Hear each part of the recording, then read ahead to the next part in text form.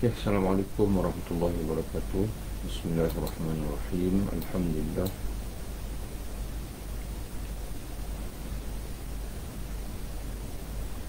Suara dengan suara. Dengar Ustaz. Dengar ya. Okey. Kita mulakan insya-Allah pada pagi ini, tuan-tuan sekalian. Kita mulakan dengan tahmid alhamdulillah. Wassalatu wassalamu ala Rasulillah wa ala alihi wa sahbihi ajma'in. Amma ba'd. Pada pagi ini kita membaca insya-Allah satu terjemahan daripada karya Al-Imam Al-Alamah Abu Bakar bin Muhammad Shatta Ad-Dumyati. Matan tasawuf yang ditulis oleh seorang ulama yang tidak asing lagi, walaupun dibandingkan dengan tokoh-tokoh yang lain, beliau di kalangan mutaakhirin, yaitu Al-Alamah Abu Bakar bin Muhammad Shatta Al-Dumyati Al-Syafi'i, yang wafat ataupun meninggal pada tahun 1310 Hijrah, lebih kurang 130 tahun yang lalu. 130 tahun yang lalu.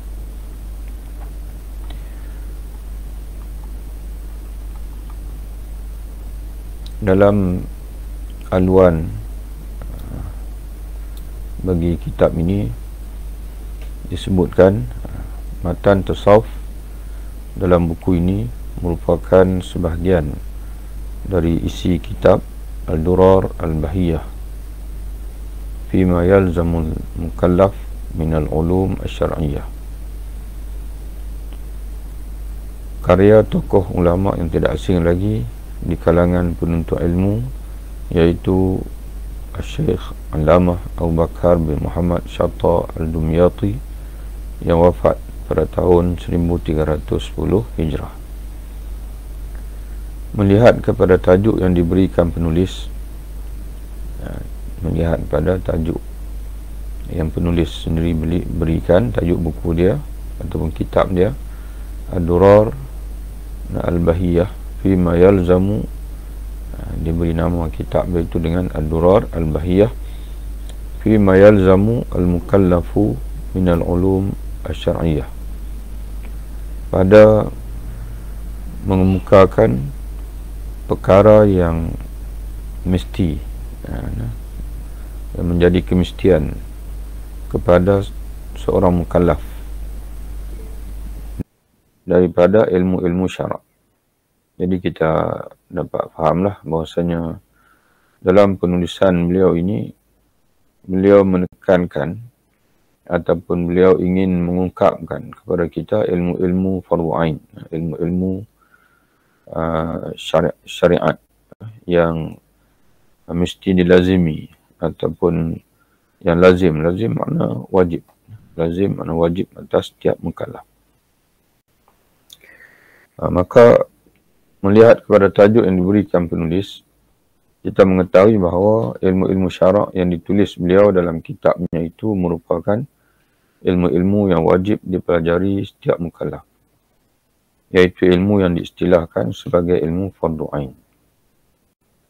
Kandungan kitab tersebut merangkumi akidah, fiqh dan juga tasawuf, yakni tazkiyah. Dalam buku ini kita hanya menterjemah dan mengulas bahagian tasawufnya sahaja. Jadi maksud buku ini buku yang inilah yang kita akan baca ini, ataupun lebih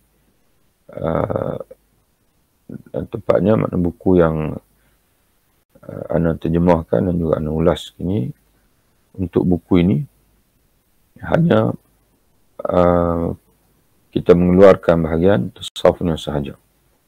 Tujuan kita ialah untuk mengetahui ilmu asas tasawuf yang wajib diketahui dan diamalkan setiap mukallaf, iaitu ilmu fardu ain dalam tasawuf. Itu tujuan kita daripada buku ini.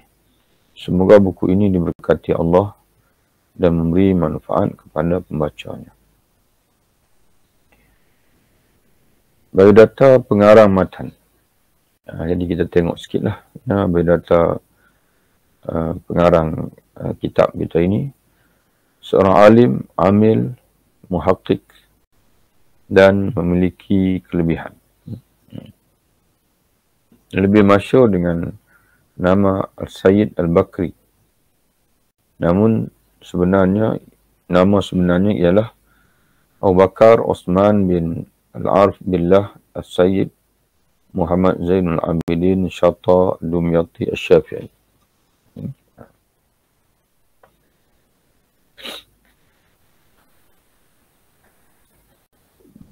Jadi biasanya Dumyat.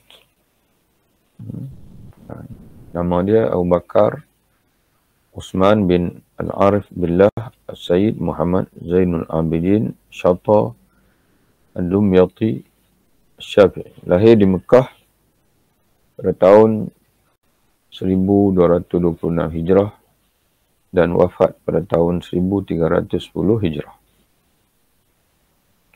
Di Mekah juga. Lahir di Mekah dan meninggal pun di Mekah juga. Menghafaz Al-Quran dari kecil, kemudian menimba ilmu dari ramai ulama besar di zamannya, antaranya Al-Allamah Sayyid Ahmad Zaini Dahlan, mufti mazhab Syafi'i di Mekah Al-Mukarramah pada ketika itulah. Menguasai berbagai cabang ilmu Islam, memimpin halaqah ilmu di Masjidil Haram, Mekah, mengajar fiqh mazhab Syafi'i, tafsir, hadis dan sirah, hingga lahir dari asuhannya ramai ulama. Beliau turut menghasilkan karya-karya penulisan yang diterima dan dijadikan rujukan, serta teks pengajian. Anaknya buku-bukunya ataupun tulisan-tulisannya dirujuk. Antaranya I'anatul Talibin fi Halli Alfaz Fathul Mu'in dalam fiqh mazhab Syafi'i. Yang kedua, tafsir Al-Quranul Azim hingga surah Al-Mu'minun. Tidak sempat dia menyelesaikan, sehingga An-Nas hanya sampai kepada surah Al-Mu'minun saja. Yang ketiga, Kifayah Al-Atqiya wa Minhaj Al-Asfiya dalam ilmu tasawuf. Dan yang keempat, kitab dia Ad-Durar Al-Bahiyah Fima Yalzamu Al-Mukallaf Min Al-Ulum Al-Syar'iyah. Kitab menjadi ambilan bagi matan tasawuf kita ini. Jadi sebenarnya keseluruhan kitab Ad-Durar ini telah terjemahkan daripada awal kitab sehingga penghujung. Cuma dalam huraian ini kita fokuskan tentang tasawuf sahaja. Matan. Ini matan tasawuf daripada kitab beliau itu. Ana keluarkan dan susun semula. Di bawah tajuk Fi Nubzati Minat Tasawuf. Ini matan nama bahasa Arabnya. Dan insyaAllah kita akan terus kepada matan dan terjemahan. Qala al-Syaykh al-Alamatu Abu Bakr Ibnu Muhammad Syata Ad-Dimyati Al-Syafi'i Al-Mutawaffa Sanah. Berkata al-Syaykh al-Alamah Abu Bakar bin Muhammad Syata Al-Dumyati Al-Syafi'i yang wafat pada tahun 1310 Hijrah, fi nubzati minat tasawufi. Ya, fi nubzati minat tasawufi.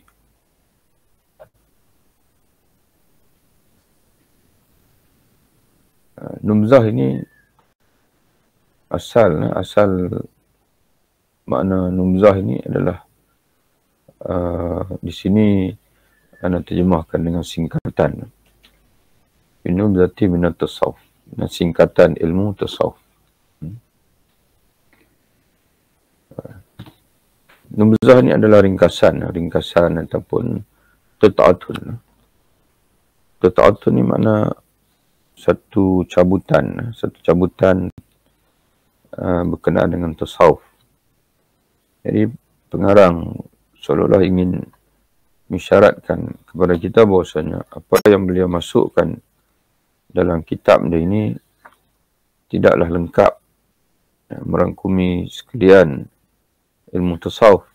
Sebaliknya sebagai langkah awal ataupun suatu qit'ah, sebahagian daripada ilmu tasawuf. Dan ada kalanya pengarang ni dia mengungkapkan begitu kerana tawaduk dia. Kerana tawaduk dia. Begitulah pengarang-pengarang dulu. Dia tidak mendakwa, mereka jarang mendakwa bahasanya apa yang mereka tuliskan itu lengkap. Walaupun contoh bahawa sekalian, kalau kita perhatikan, walaupun ringkas, tapi apa yang beliau sebutkan dalam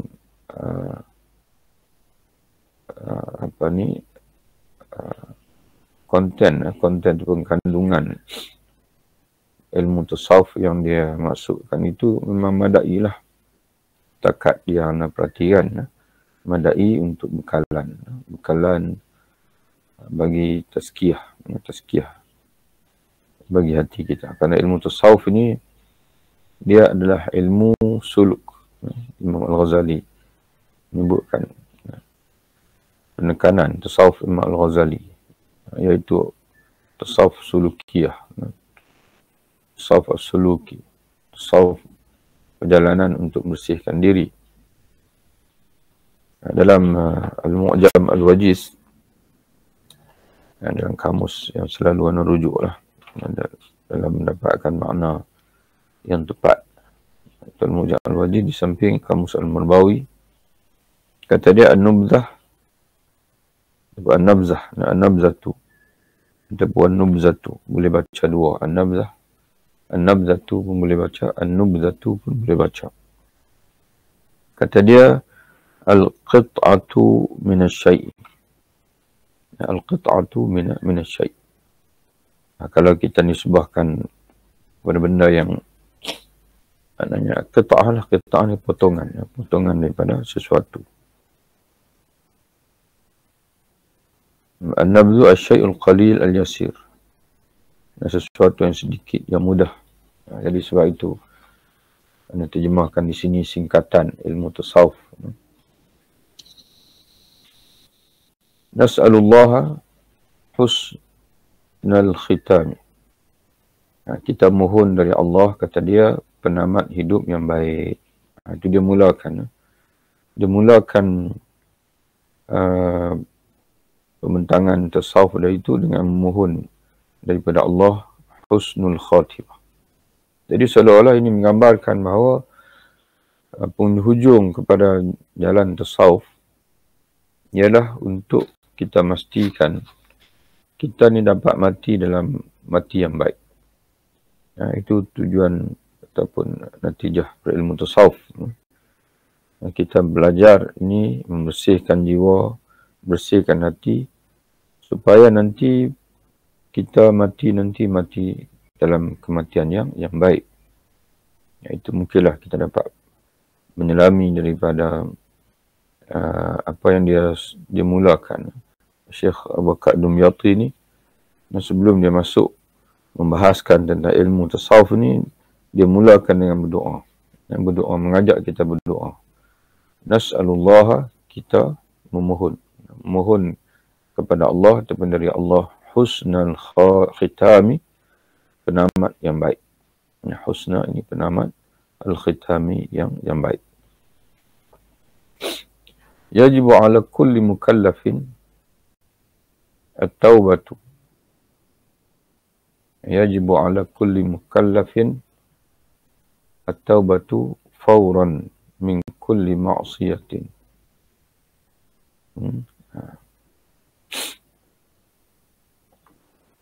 Kabiratan kanat atau saghiratan. Yajibu, wajib ke atas setiap mukallaf at-taubatu fawran, segera bertaubat, min kulli ma'siyatin, dari semua maksiat, kabiratan kanat au saghiratan, sama ada maksiat yang besar ataupun maksiat yang kecil. Ya. Jadi dia mulakan setelah mohon dari Allah agar Allah mengurniakan kematian yang baik, maka dia mulakan tasawuf ini dengan taubat. Dia mulakan tasawuf dengan taubat pada Allah. Kata dia wajib ke atas setiap mukallaf segera bertaubat dari semua maksiat yang besar ataupun yang kecil.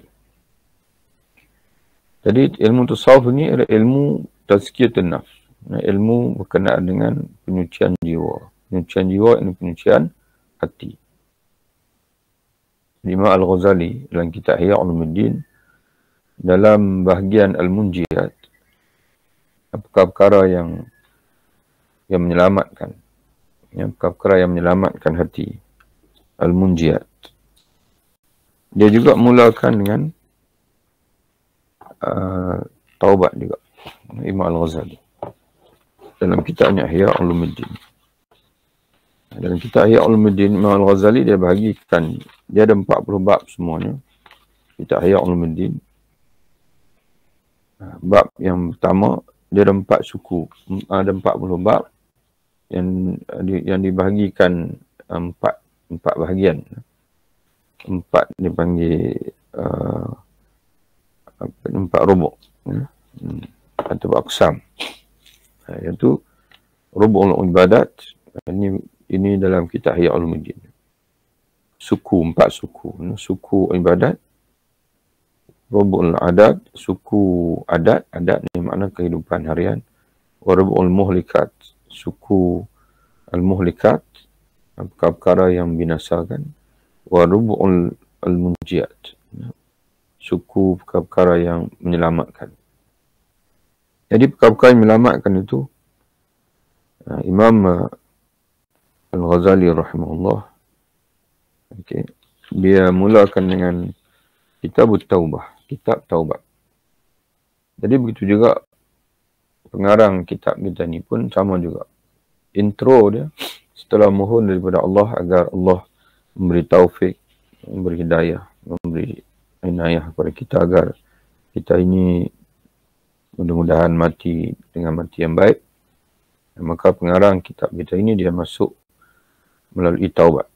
Jadi sebelum melalui jalan tasawuf, jalan penyucian jiwa, maka hendaklah kita membersihkan hati kita dengan kembali kepada Allah. Kerana taubat itu adalah kembali kepada Allah Ta'ala. Ini taba, ini anaba. Kita kembali kepada Allah Subhanahu Wa Ta'ala dengan membersihkan dosa, dengan meninggalkan dosa, dan kembali kepada taat kepada Allah Ta'ala. Tapi sebahagian kitab dia mulakan dengan ikhlas, babul ikhlas. Contohnya kitab Riyadhus Shalihin, Imam An-Nawawi rahimahullah. Imam Nawawi rahimahullah, dia mulakan kitab Riyadhus Shalihin dengan al-ikhlas. Jadi kita fahamlah bahasanya untuk kita menempuh jalan kepada Allah Ta'ala ini, kita mesti yang pertama sekali mengikhlaskan hati kita, membetulkan niat kita bahasanya tujuan kita melakukan tazkiyah ini adalah untuk lillahi ta'ala, mencapai redha Allah Ta'ala. Kerana Allah Ta'ala sendiri menyebutkan dalam Al-Quran, وَالَّذِينَ جَاهَدُوا فِينَا لَنَهْدِيَنَّهُمْ سُبُلَنَا. Dan orang-orang yang bermujahadah fina, para ulama mentafsirkan fina di sini pada kami, kepada kami, atau pada jalan kami. Itu mujahadah untuk mencapai keredaan kami. Lanahdiyannahum subulana, nescaya kami akan beri petunjuk, beri taufik dan kepada mereka untuk menemui jalan kami dan juga untuk terus kekal istiqamah di atas jalan kami. Jadi menggambarkan kepada kita bahasanya kita hanya dapat istiqamah berada di atas dalam mujahadah ataupun di atas jalan Allah Ta'ala kalaulah kita sanggup bermujahadah kerana Allah. Kerana kami, kata Allah. Kemudian kata dia, Imam Ad-Dumyati, dia bawakan kepada kita ayat Allah. Qala Allah Ta'ala, wa tubu ila Allahi jami'an ayyuhal mu'minuna la'allakum tuflihun. Surah An-Nur ayat 31. Kenapa kita wajib bertaubat? Atau kenapa setiap mukallaf wajib bertaubat? Dan bertaubat itu mesti segera, kerana Allah Ta'ala menyebutkan di dalam Al-Quran, di antaranya firman-Nya, wa tubu ila Allahi jami'an ayyuhal mu'minuna la'allakum tuflihun. Bertaubatlah kamu sekalian kepada Allah, wahai orang-orang beriman, supaya kamu berjaya. La'allakum tuflihun. Jadi, bagaimana kita sedia maklum, kita mengaji dalam usul fiqh, tubu ini fi'il amar. Tubu makna fi'il amar, al-amru lil wujub. Al-amru fi'il amar makna perbuatan suruh. Tubu, bertaubatlah kamu, kata Allah, dan al-amru lil wujub. Suruhan itu asal suruhan itu memberi maksud wajib. Jadi bertaubat itu hukumnya adalah wajib. Dan la'allakum tuflihun. La'alla litaraji, litamanni. Itu bagi manusia lah. Tapi kata Imam Sibawi, bagi Allah Ta'ala, la'alla itu memberi makna wajib, iaitu pasti. Jadi sebab itu, bila Allah Ta'ala bercakap dengan kita, la'allakum tuflihun, walaupun dari segi asalnya, la'alla ini mudah-mudahan. Bertaubatlah kamu sekalian, wahai orang-orang beriman, kepada Allah. Supaya, kalau asal makna la'allakum tuflihun ini mudah-mudahan kamu akan berjaya. Tapi kata ulama, kalau Allah Ta'ala yang bercakap la'allakum tuflihun, maka itu memberi makna wajib makna pasti. Jadi sebab itu kita terjemahkan supaya kamu berjaya. Jadi daripada ayat ini kita dapat faham bahawasanya jalan kejayaan itu ialah taubat. Kembali kepada Allah, meninggalkan dosa dan sebagainya. Wa qala Rasulullah SAW, pada yang sama juga Rasulullah bersabda kepada kita, wa tubu ila Allahi fa inni atubu fil yaumi ilaihi mi'ata marratin. Bertaubatlah kamu kepada Allah, kata Nabi kita Muhammad SAW, bertaubatlah kamu kepada Allah, fa inni atubu ila Allah, kerana sesungguhnya aku sendiri, kerana sesungguhnya aku sendiri bertaubat kepada Allah setiap hari 100 kali, mi'ata marratin. Nabi sendiri pun kata dia bertaubat kepada Allah setiap hari sebanyak 100 kali. Hadis dalam nota kaki di bawah tu. Ada nyatakan sumber hadis ini terdapat dalam Sahih Muslim dengan lafaz ya ayuhan nas tubu ila Allah fa inni atubu fil yaumi ilaihi mi'ata marratin. Wa yajibu alaihi tajridu qalbihi wa hifdhuhu min jami'il awsaf al-madmumati. Selain daripada ataupun setelah dia bertaubat, ataupun selain daripada taubat, wajib atasnya juga yajibu alaihi. Dhamir ha ini kembali kepada mana? Kembali kepada mukallaf. Kembali kepada mukallaf. Tadi dia kata yajibu ala kulli mukallafin. Dan dia ulang sekali lagi.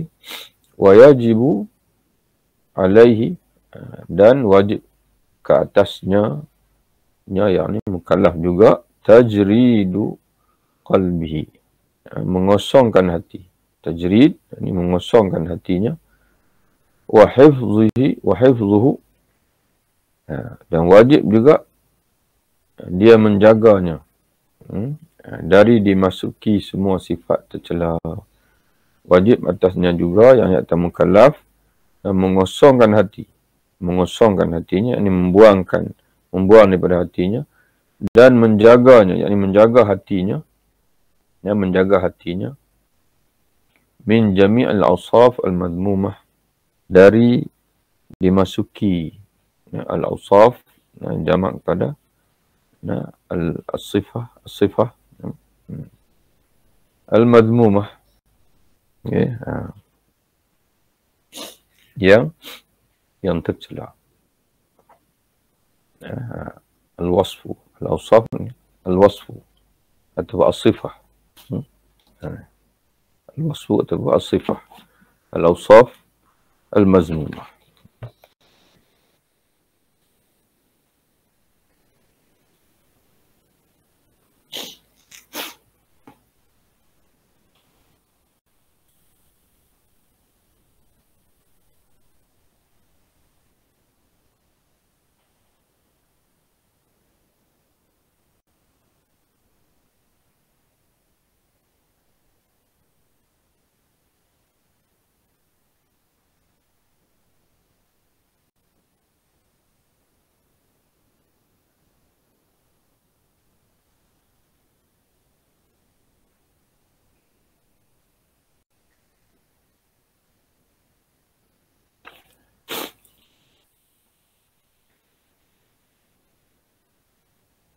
Kasyakki fillahi.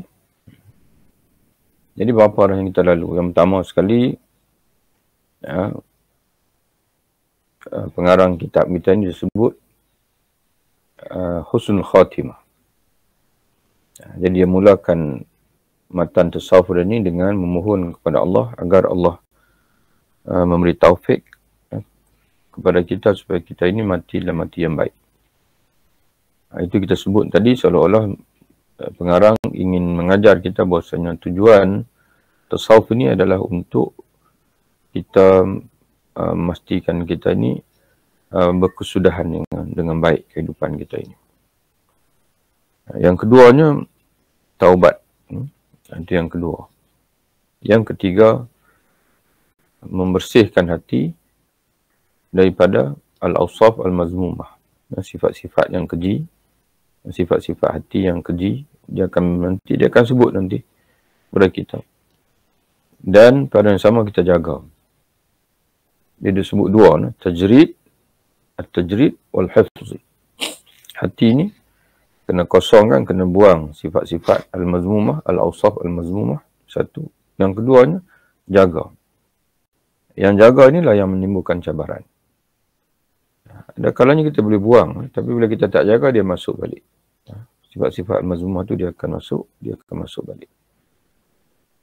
Jadi sebab tu dia sebut dua istilah. Yajibu alaihi tajridu qalbihi wa hifzuhu. Wajibu alaihi hifzu qalbihi. Yajibu alaihi tajridu qalbihi wa hifzuhu min jami'il awsafil madmumati. Kasyakki fillahi, seperti asyakki fillahi, seperti syak atau ragu kepada Allah. Wal amni min makrillahi ta'ala, merasa aman dari pembalasan Allah. Wal qunuti min rahmatillahi, putus asa dari rahmat Allah. Wal kibri, berasa diri besar dari orang lain, ataupun kita sebut dengan sombong. Wal ujbi, dan juga ujub, kagum dengan diri sendiri. Al ujbi.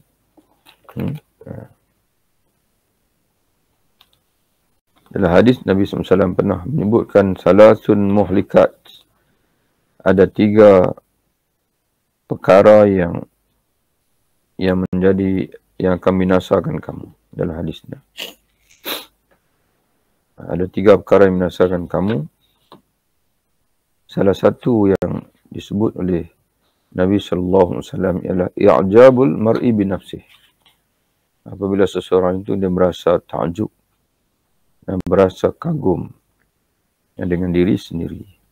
Itu salah satu kebinasaan yang disebut oleh Nabi SAW. Dalam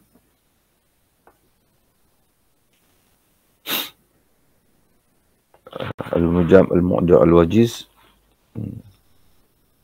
disebut, dia kata Al-Ujbu. Baca dengan Al-Ujbu.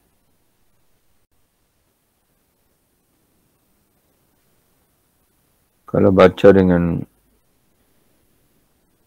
al-ajabu, dia akan jadi makna raw'atun ta'khudul insana 'inda isti'zami syai'. Ketakutan yang menimpa manusia apabila berdepan dengan suatu benda yang besar. Itu al-ajabu. Jadi kena baca al-ujbu. Ya, al-ujbu itu al-kibru wa zuhu. Itu yang dimaksudkan di sini iaitu kagum dengan diri sendiri. Kena baca al-ujbu. Sebab itu uniknya bahasa Arab ni. Kalau kita baca dengan baris yang silap, dia akan memberi makna lain. Contoh di sini, al-ujbu, kalau kita baca dengan al-ajbu, dia menjadi makna ketakutan. Jadi kita kena baca dengan al-ujbu, barulah memberi makna kagum, berasa diri besar, berasa diri hebat, kagum dengan diri sendiri. Contoh lain, keunikan bahasa Arab ni, kalau tuan-tuan dan puan sekalian baca contohnya labanun. Labanun, hijaan sama lam, ba, nun. Kalau tuan-tuan baca labinun, dia jadi batu bata. Labinun. Kalau baca labanun, maka dia menjadi makna susu. Kan jauh, satu lembut, satu keras. Tapi baris. Labanun, susu. Labinatun, labinun.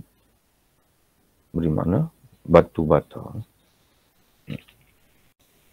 Warya'u, warya'i. Kaf, lepas kaf. Tasyakki fillahi wal amni min makrillahi ta'ala wal qunuti min rahmatillahi wal kibri wal ujbi warya'i wal hasadi, dan juga hasad, wal hiqdi, dan apa ni, wal hiqdi, iaitu sini diterjemah dengan dendam. Al-hiqdi, iri hati.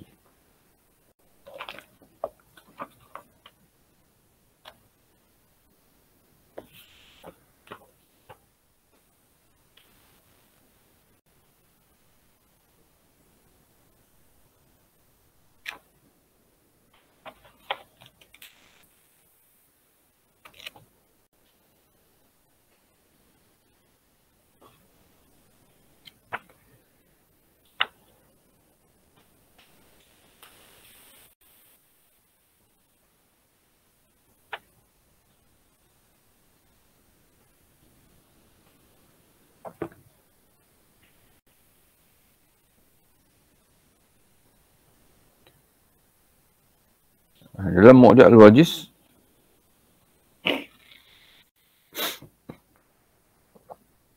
al-hiqdi al-intiwa'u 'ala al-'adawati wa tarabbusu bi fursatiha. Ini ya. Di antara penyakit hati, kata dia, adalah al-hasad. Al-hasad kita sedia maklumlah, iaitu kita menyimpan dalam hati kita ini satu perasaan iri hati kepada seorang bersaudara kita, dan kita mengharapkan supaya nikmat yang ada pada dia itu hilang. Itu al-hasad. Al-hiqdi ni apa makna al-hiqdi? Di sini diterjemah dendam. Dalam kamus al-Wajiz ni, kata dia al-hiqdi al-intiwa'u 'ala al-adawati. Al-intiwa' iaitu menyembunyikanlah hati. Al-intiwa' tawa, menyembunyikan dalam hati. 'Ala al-adawati, pemusuhan. Wa tarabus bi fursatiha, dan menanti-nanti peluang. Kita nak terjemah apa? Maknanya kita menyimpan dalam hati kita ni pemusuhan kepada saudara kita, dan kita menanti peluang. Dan menanti peluang, ada peluang saja kita akan memburukkan dia, kita akan serang dia, dan sebagainya. Al-Haqdi. Sini terjemahkan dendam. Wallahu a'lam. Maksudnya macam menyimpan pemusuhan. Kira kita letakkan dalam kurungan lah. Menyimpan pemusuhan.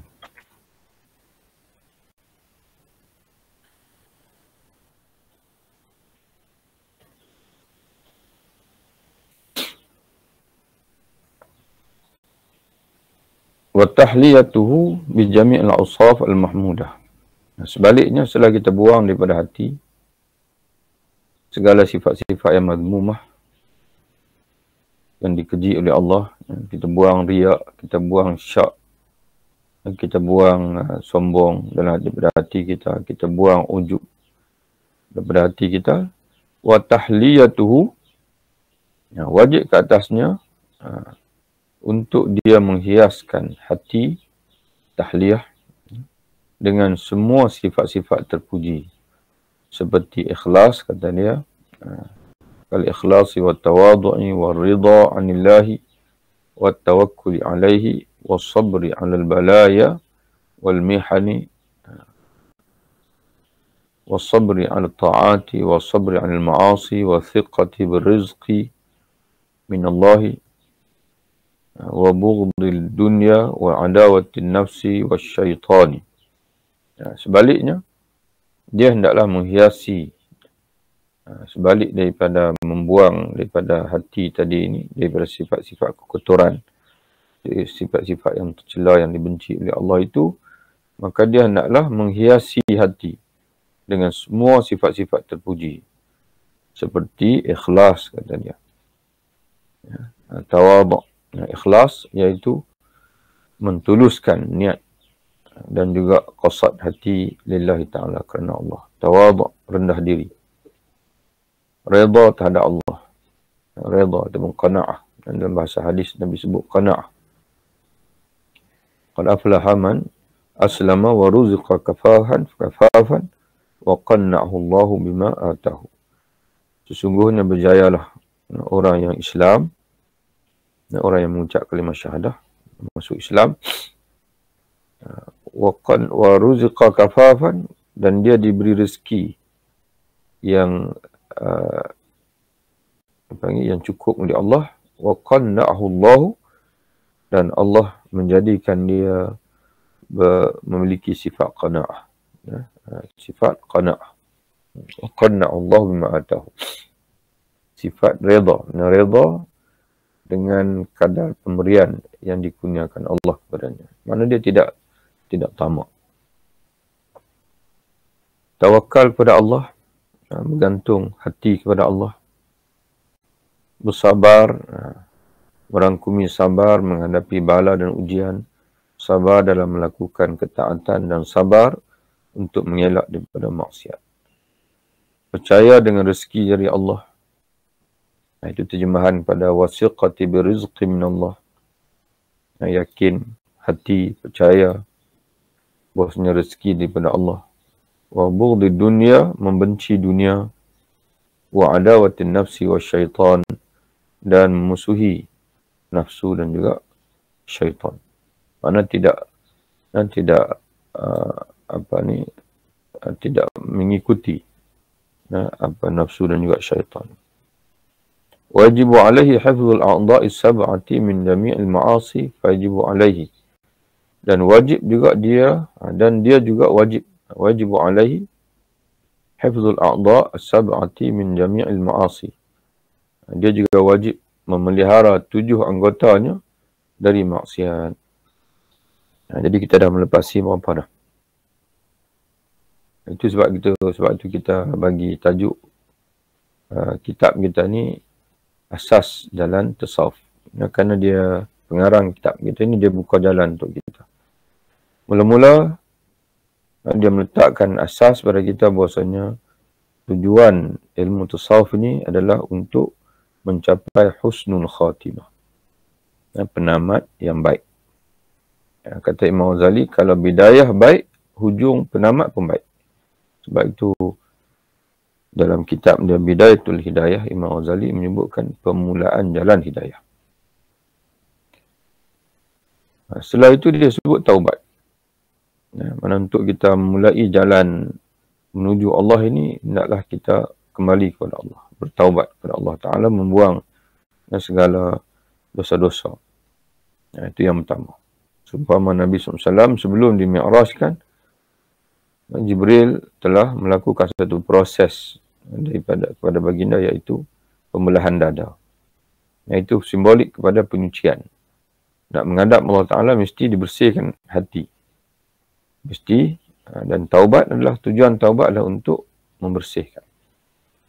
Dan Allah Ta'ala sendiri berfirman dalam surah Asy-Syu'ara, "Yauma la yanfa'u malun wala banun illa man atallaha biqalbin salim."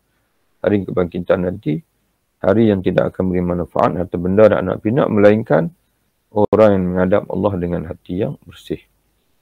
Menghadap Allah dengan hati yang bersih. Jadi sebab itu Nabi Muhammad SAW sendiri pun sebelum dimi'rajkan dan kemuncak pada mi'raj ialah menghadap Allah. Maka sebelum itu permulaan, Jibril telah membedah dada Rasulullah, menyucikannya dengan air Zam-Zam, kemudian dimasukkan dengan iman dan juga hikmah. Yang dimasukkan iman dan hikmah, maka sudah tentu yang dibuang itu simboliknya, kerana hati Nabi sudah tidak bersih, tapi kita lebih memahaminya sebagai untuk kita umat. Jadi kalau yang dimasukkan itu adalah iman dan hikmah, maka sudah tentu yang perlu kita buang daripada hati kita itu ialah kufur dan juga jahil. Kerana hikmah merujuk pada ilmu. Jadi hati manusia ini kalau nak bersih, dia mesti menjadi tempat bertapaknya iman dan juga tempat bertapaknya ilmu. Kemudian dia bawa kita kepada yang ketiga, iaitu membersihkan hati. Okay, husnul khatimah, taubat, kemudian membersihkan hati, tajrid al-qalbi. Kemudian menjaga hati, hifzul hati. Setelah kita bersihkan hati, kita masukkan, kita hiaskan hati kita. Kita hiaskan hati kita dengan dipanggil ikhlas, dengan iman, dengan tauhid, dengan tawadhu, dengan sifat redha dan sebagainya. Dan seterusnya ialah kena jaga anggota tubuh luaran daripada dosa. Kerana dipanggil